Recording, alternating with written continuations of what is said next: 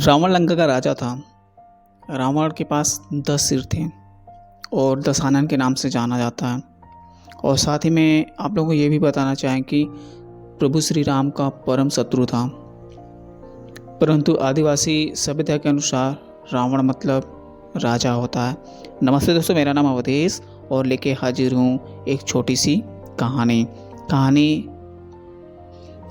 वो भी ऐसे व्यक्ति के बारे में जिनको हम लोग जब पैदा हुए थे तब से जानते हैं। बात करेंगे आज रावण की।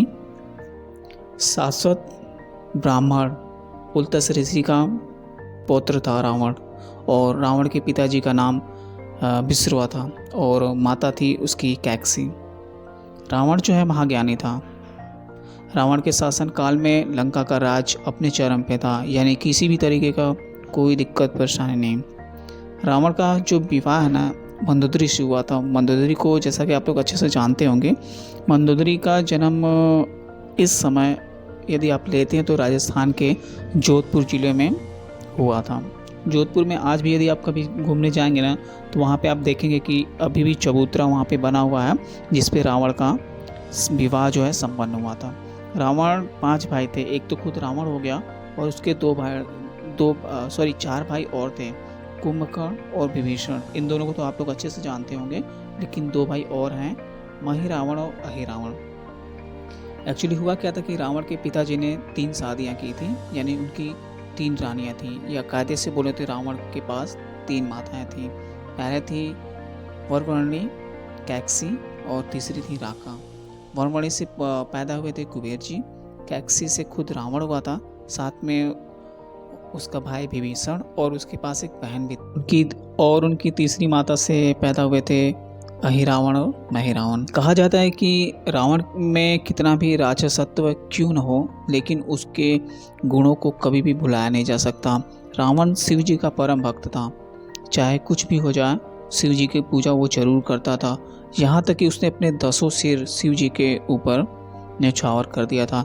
रावण महान तेजस्वी, प्रतापी, पराक्रमी, रूपवान और विद्वान था। यहाँ तक कि ऋषि वाल्मीकि भी निष्पक्षता से कहते हैं कि रावण विश्व विज्ञाता और महान विद्वान है। प्रभु श्री राम भी कहते हैं, रूप, धैर्य, कांति तथा सर्व लक्षण युक्त होने पर भी यदि रावण अधर्मी नहीं होता तो यह देवलोक का निश्चित तौर पर स्वामी बन जाता। रावण के बारे में एक बार और बताना चाहेंगे कि रावण को एक श्राप मिला हुआ था। वो किसी भी स्त्री को वो छू नहीं सकता है बिना उसकी अनुमति के, क्योंकि यदि वो बिना अनुमति के किसी भी स्त्री को छू जाता है तो उसकी मृत्यु या भस्म वो तुरंत हो जाएगा।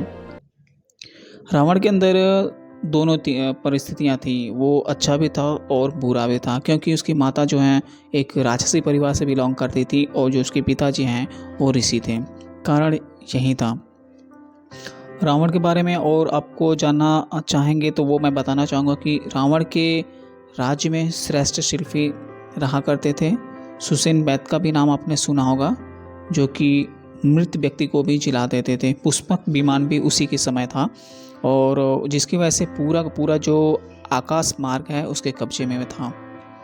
और रावण ने कैलाश पर्वत को भी उठाया था।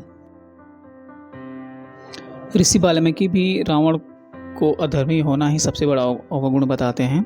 और मृत्यु के समय मंदोदरी कहती है, अनेक यज्ञों का विलोप करने वाला, धर्म व्यवस्था को तोड़ने वाला, देव असुर की कन्या के साथ अत्याचार करने वाला, आज तू अपने इस पाप कर्मों के कारण ही मृत्यु को प्राप्त हुआ।